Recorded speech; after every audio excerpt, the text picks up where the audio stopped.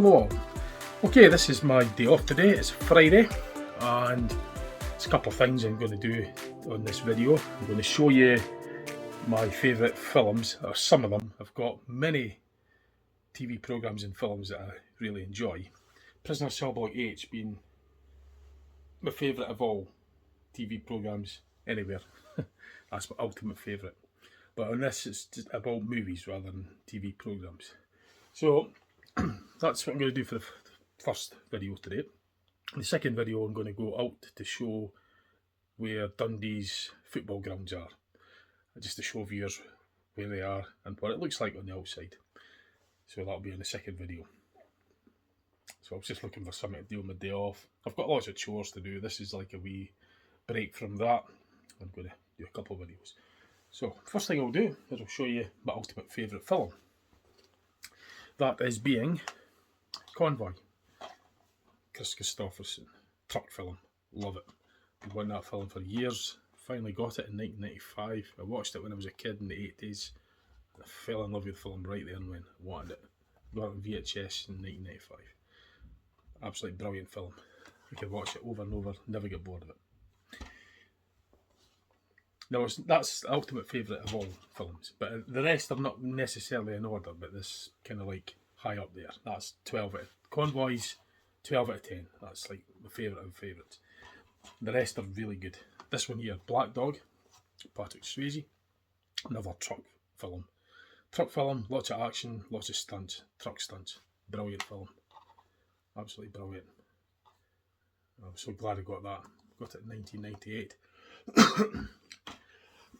Another one. Excellent film. Steven Spielberg's Duel. Truck film, thriller. I'd love to play the truck driver. It was done by Carrie Lawton. You never really see him, but he was the stuntman that drove the truck. He done it really well. That was Steven Spielberg's first directed movie, 1971. Oh, absolutely great film. David Mann, he played the car driver. It was played by Dennis Weaver. Absolutely brilliant film. As I say, I would have liked to have played the truck driver in that. Just the whole mystical stunts, the truck, everything, the way it was just cool, it was smart, menacing truck. Brilliant. Very well played, very well acted. A good stuntman. Stuntman was Carrie Lofton. That's who actually drove the truck. If you've seen the film, you'll know what it's like. It's really good. I suggest, if you're interested, go and try and get this. You can get it on. You could probably watch it on Amazon or something, but it's really good. Better if you have it on DVD. The Roadkills, that's the other one I like. Oh. Paul Walker starred in it, along with others. The truck driver, you hardly saw him. Like Joe, you very seldomly saw him. Well, you didn't really see him. That's why it was mystical. It was a bit like that with Roadkill as well. Although at the end you did kind of see him. Rusty Nail was the truck driver. I'd like to have played the truck driver as well if I was in a movie.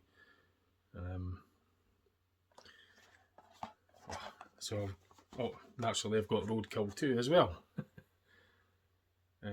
I've got lots of other films. I'm just doing a few just now on this video. I might even come across some more of this. I've actually lost count, but if there's another one, I'll have it. But I just got a handful of the ones just now for this video. Christine Killer Car is a good one, but this is not Christine. This is called The Car. It's a menacing car that comes to life. It's got a mind of its own. Brilliant. So that's those. I'll stop this a minute. So I was only going to show a few originally, but I end up got 25 of them here. I've lost count of all the films and DVDs that I've got. I'm not even going to care to count. I just cherry picked a few of the good ones that I really enjoy. Well, I like them all, but this is some of the ones that are up there, that are in the top. Capricorn 1. It's a fake Mars landing. And really good. Really good. I've heard this movie being referred to as the idea of having a fake moon landing. This Capricorn 1 has been referred to in relation to the theory of fake moon landings. I'm not saying either way. I'm just saying that I've heard that this movie, Capricorn 1, was resembled the theory of a fake moon landing. So I'll leave it at that, but it's a brilliant film. Really, really, really like it. It's the 70s, late 70s it was made. So there's another one. It's called They Live. It's a kind of sci-fi. It's like, well, depends on how you know of it. If it's sci-fi, if there is such a thing, then it'll be science fact. But it's the guy, he wears glasses and he could see. It's basically unfiltering reality. So he could see what's really going on when he wears these glasses. But when he's got these sunglasses off, or these dark glasses off, then the filters was filtering the brain and suppressing humans from seeing what's really going on while being full suppression. But when you put these glasses on, it unfilters, it unsuppresses what they're trying to hide from humanity. And he could see what's happening in real life. And it is a brilliant film. Brilliant. Another one, The China Syndrome. It's about a nuclear reactor that goes into meltdown. Another exciting film. It's really, really good. So yeah, that's it's late 70s or something it was made. I'm just going to quickly go through them. Another great film, The Philadelphia Experiment. It was an experiment where they tried to make a war submarine become invisible to radar, but what they actually done is made the warship USS Eldridge, they made the whole thing disappear physically, and it reappeared somewhere else, and the crew were merged atomically. It was basically the atoms, the bodies merged with the ship's atoms, so it was atomically fused, and it was kind of like, I've heard theories. I've heard just that has been mentioned that that the experiment can it be real? Is it in real life? Did they have such technology? So that was an exciting film, like Philadelphia Experiment. So basically, there was originally the plan was to make the ship, the USS Eldridge, become radar invisible, but the experiment made it become actually invisible, and it moved its atomic position, and when it reappeared somewhere, basically the crew become merged and atomically fused with the ship's body. Very interesting film. Sci-fi is really good. So excuse the noise. It's just right. Final Countdown is another great film. They fly, or they no, is it not? It's another one. They end up going back in time anyway. They go back through time. They go through a porthole, and they go back in time. There's another film I watched recently where a plane flew through into a different time zone. It was Flight 42. I'd have to look that one up actually. Oh no, I've got that on. I see. I've got Amazon. I've got films on Amazon Prime as well, but I've got the physical ones also. But like Flight 42, I've got on Amazon Prime, and it's absolutely brilliant film.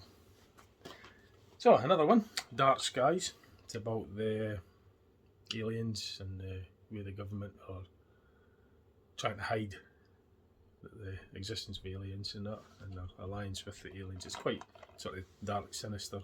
It's based off the series Dark Skies from the 90s. Now it's a TV series. I've got it, of course. This is the original one from. If I could get it out without dropping it. See, I know I really meant to be focusing only on the movies, but I've got the whole box set. 1998, Dark Skies. It's a whole thing about set in the 60s, made in the 90s, but set back in the 60s, and where the government suppressed the public from knowing the existence of extraterrestrials, aliens, and that. But like the X-Files, which I've got as well. Again, that's a series, and try to just focus in on movies. But this was a 2013 movie called Dark Skies. Great film and great TV series as well. Absolutely brilliant. Mystery of Flight 501, mystery film. Absolutely brilliant. So yep, It's another great film. Excellent film, in my opinion. This is just sharing with you my types of movies. You probably know I've got the whole box set of the Friday the 13th. I've done a film on that, a video on that before, but yep, I've got the whole series of Friday the 13th. Jason Voorhees. Argo. This is another sort of like a spy thriller type secret government operation to get hostages back using the secret services and that. Absolutely great thriller type film. It's called Argo. It's based on true events, apparently. Based on a true story. Excuse me a minute. Right. So yep, that was it. So I watched that at the cinema, and that wasn't long before I bought a copy for myself. Another great film, The Forgotten.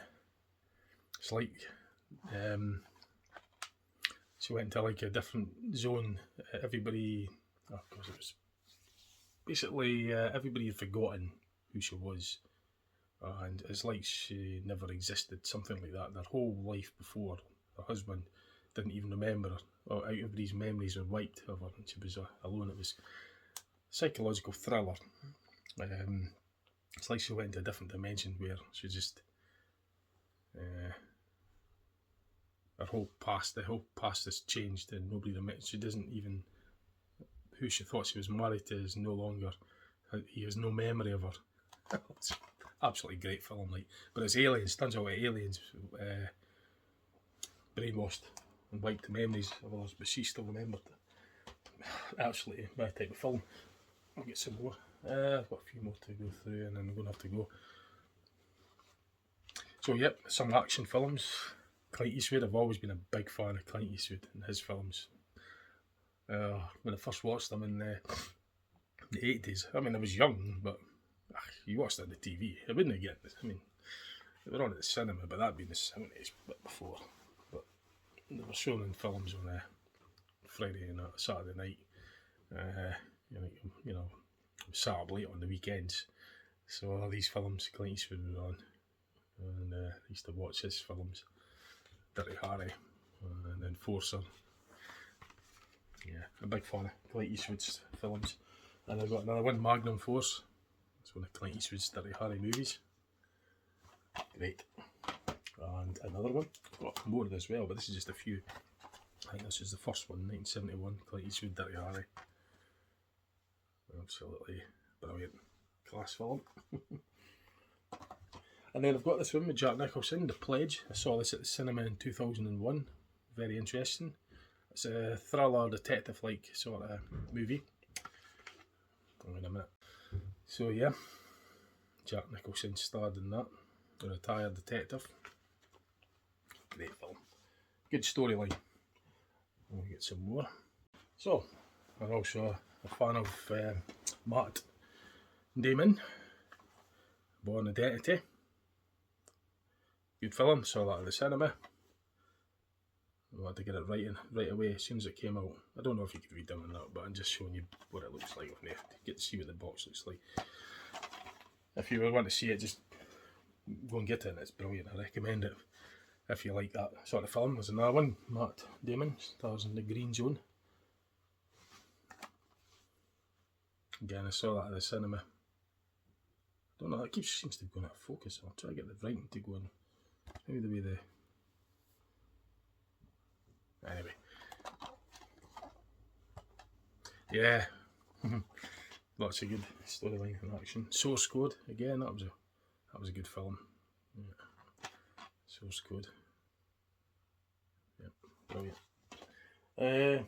Oh yeah, Airwolf. Now Airwolf's an American TV series, Airwolf, but there was a movie made that basically joined two of the episodes together and made a feature movie, and it was called the Stavograd Incident. It was about a Russian nuclear power station that went into meltdown, and the Airwolf, the American super deluxe chopper, was the hero that had to fly over Russian airspace, and of course that made the film more thrilling because we're going into Russian territory.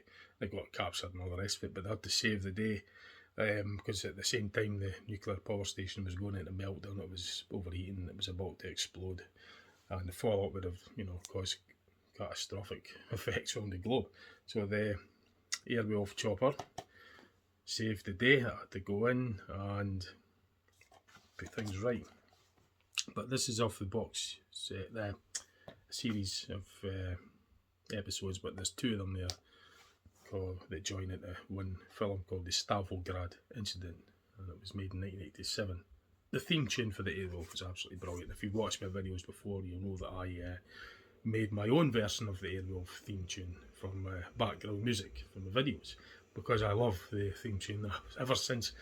I mean, I remember I was at the school in first year in 1987. I just kept playing the Airwolf tune over and over in my head. It was just something that I wanted to get, and you know, I got an electronic keyboard for my Christmas, Christmas '87 it was.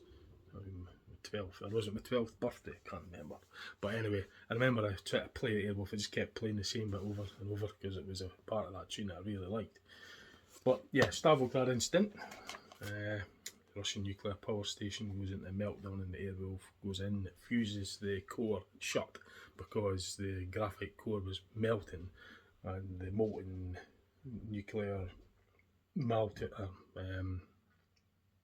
I can't remember what they call it, but it drops to the bottom of the reactor, and there's pipes and everything coming apart and spewing out radioactive steam from the high pressure compressors, pressurised steam for the generator, because the nuclear reactor basically just heats water. That's its primary reason.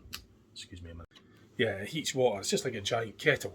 So the high pressure steam goes to the turbines and it turns the generator to generate electricity. So the core melted or something, and then the water circuit 1 melted, fused, burst, and it affected circuit 2, which was the steam that goes into the generator, making that nuclear reactive. And then there was a steam pipe, high pressure steam pipe, that ruptured and spewed out all sort of, high concentrated levels of radioactive steam, high pressure steam. But the helicopter Airwolf, that lasered shut the rupture in the core, the graphite core. It used a laser to melt I think it's graphite anyway, to seal it. Without that, the temperature was just going up on the gauges in the control room. You saw it was about to explode. And basically the Americans were, sorry about that, the Americans were held captive by the Russians, and they had to escape and get to their helicopter because they knew what was going on. They knew that they weren't going to solve this problem using their methods. So it would have been an absolute disaster. So they basically saved the day with their helicopter. That's what the film's about. It's brilliant. So the other one is the 1974 film Towering Inferno. It's a disaster movie. Steve McQueen starred in it, Paul Newman. There was lots of other famous actors at that time. It's a 70s film. Paul Newman, William Holden, Faye Dunaway. There's loads, but it was a brilliant film. Big long feature length film. It was 2.5 hours. I loved it. I watched this first in the 80s. It's brilliant. I just wanted to watch it again and again. So, and then I've got a comedy. It's John Cleese Clockwise, 1986 film. I actually like John Cleese. He is quite smart in this. In the Morris 1100, the car. It's like Monty Python's Fawlty Towers. I never really watched Fawlty Towers, but I liked the John Cleese Clockwise film. John Cleese is quite smart actually. It's quite funny. It's quite smart.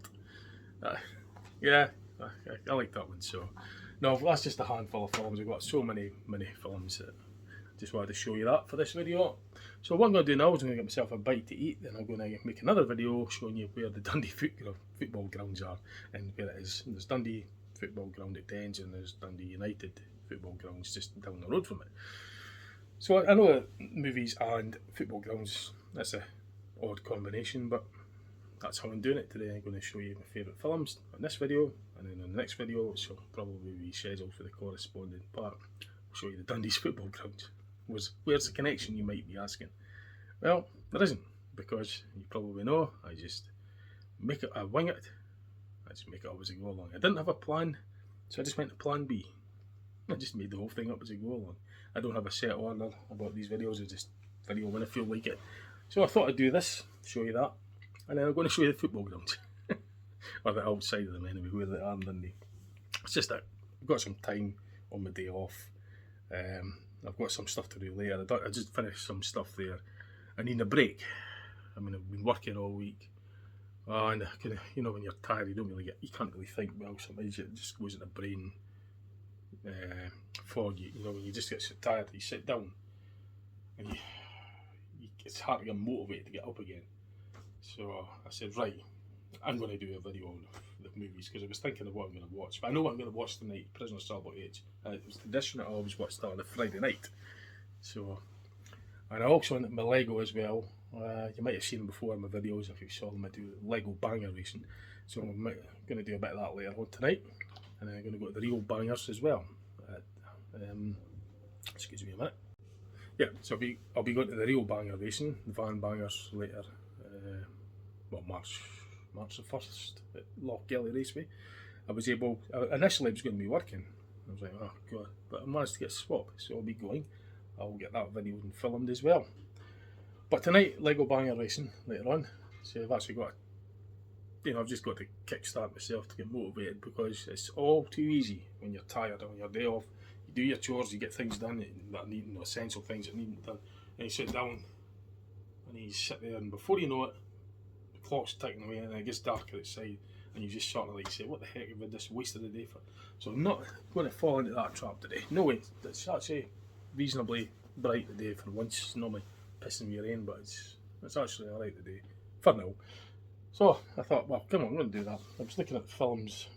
I watched one of them a couple of days ago. It was Black Dog, with the Patrick Swayze in it, and just put me right back in the mood. And I said, come on, I'm going to show my viewers this film.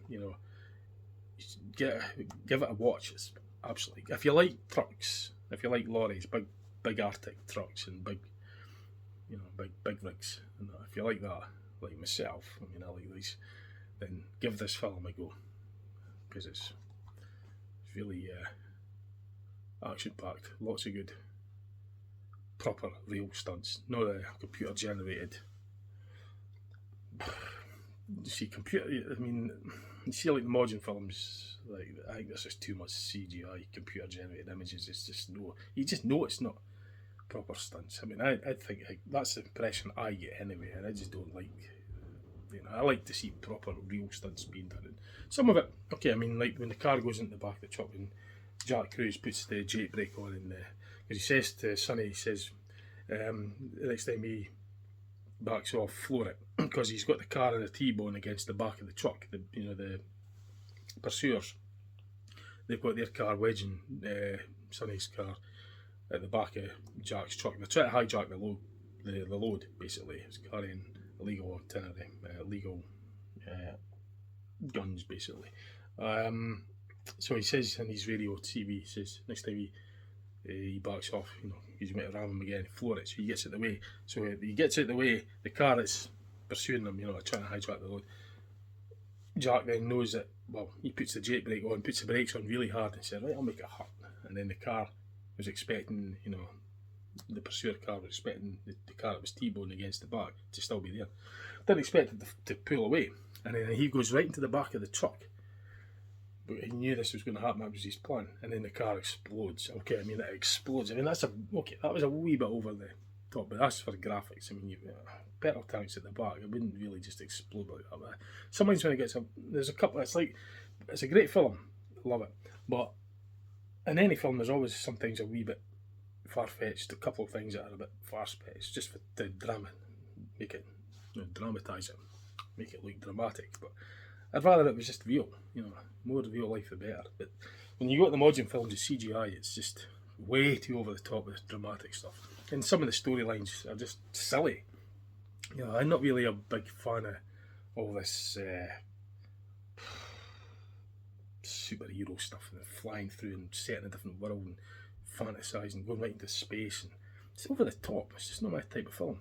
But the one that I did like that was like the original Supermans with Christopher Reeves and that back in the late 70s, early 80s, because that was a film that was set down to earth, and then of course it was a big build up to when Superman would come, and it was done properly. You know, it was more, you could relish it. It was more appreciated. What was going on in it. You were able to relish. Yeah, you were able to relish the storyline. You had a chance to think what was going on. But the modern films, it's just far too many storylines in it. It's far too fast paced for me compared to the older films, and that just, to me, just ruins it. Too many fancy blingy graphics that are just ridiculously far fetched. The brain can't cope with just, and that's the problem with the modern films, I find anyway. When I go to the cinema, there's just too much over the top, far fetched special effects, CGI graphics. You know, it's just, you don't get the same enjoyment. I don't. But like saying the earlier films, 70s films, 80s films, where they actually used stunts, and the pace was much slower. You had a straightforward storyline, and you were able to watch the film and still have the storyline in your mind, and you were able to think of what was going on, and you were able to think other thoughts as well while it was going on, because you had a chance to, because you were able to relish it, because the pace was slow enough for you to allow yourself to think, I could think about this storyline for a bit while things are going on in the film and still enjoying the film. But the modern films, I find you can't, because it's going too fast. Before you know it, it's like half the, I mean, the storylines in the modern films, you could probably put the early film storyline, a film that was made in the 70s and 80s, the storyline for that would be covered in a modern film in about 5 minutes. You know, it's just nuts. You don't get a chance to relish the film. It's just like on to the next bit, on to the next chapter, and there's too much going on, too many things that are unfamiliar. You know, all this far-fetched stuff. So it's either set in the future or set in another world. You know, way over the top. But if it was a proper, film that was, you actually had the excitement of going to another world, the excitement of being on Earth and going to another, you had the chance to enjoy the thought of going there because you were able to think of it. But the modern ones are like already there. There's already a settlement there. Here's the backstory and all the rest of it. But in the earlier films, you were able to. It was like, could you really do this? Go to another world, go to the moon, and stuff like that. It relished it, getting all suited up. There wasn't all this far-fetched rubbish, it was more down to earth back then, and it's like the stunts as well. I mean, like the Fast and Furious, 1 and 2 were good. I've got 1 and 2, Fast and Furious, with Paul Walker. But when it gets, they were good. But as it gets later on, like I've lost count. It starts getting a bit over the top. Cars flying through air, going through space, going in water. I mean, that's just like no real, is it? That's just way over the top. I think it was in 2 or something, Fast and Furious 2, where the car was going to jump from the land to the boat. And Roman Pierce was like looking at Paul Walker saying, "Car, boat, you're not going to do what I think you're going to do." And it jumps, because that was like appreciating that this is something crazy. It's like the film Speed with the bus going over the ramp. I mean, that was excitement. But on the modern films now, that would be just nothing. That would be taken for granted, because if your cars could fly through the air and go into water and do crazy stuff, driving, like doing all that and still being in one bit, it's unrealistic. And when the films become unrealistic, it's just not good. It's no shit. Where's the storyline that you can't relish it? It's not my thing, yeah. But the earlier films, like Convoy, that was just jam-packed full of truck stunts, real truck stunts, and that was great because it was real life, And films, that was my favourite movie of all time. You had real proper stunts. Okay, like the car, when it went into the back of the truck, exploded, but okay, that was maybe a bit, but you could accept that. It was like, yeah, okay, I could accept that, because the whole film, everything else was good about it.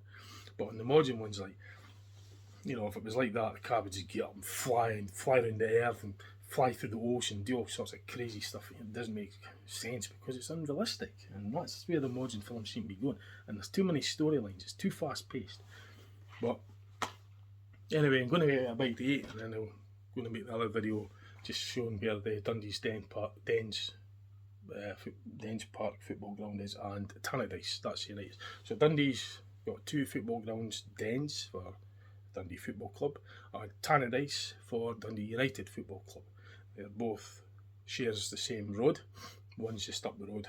They're just up the road from one another. And I'm just going to show you where they are in Dundee, what they look like, the footage I take from the outside of it. So I'll do that after my lunch. And I hope you enjoyed this this film.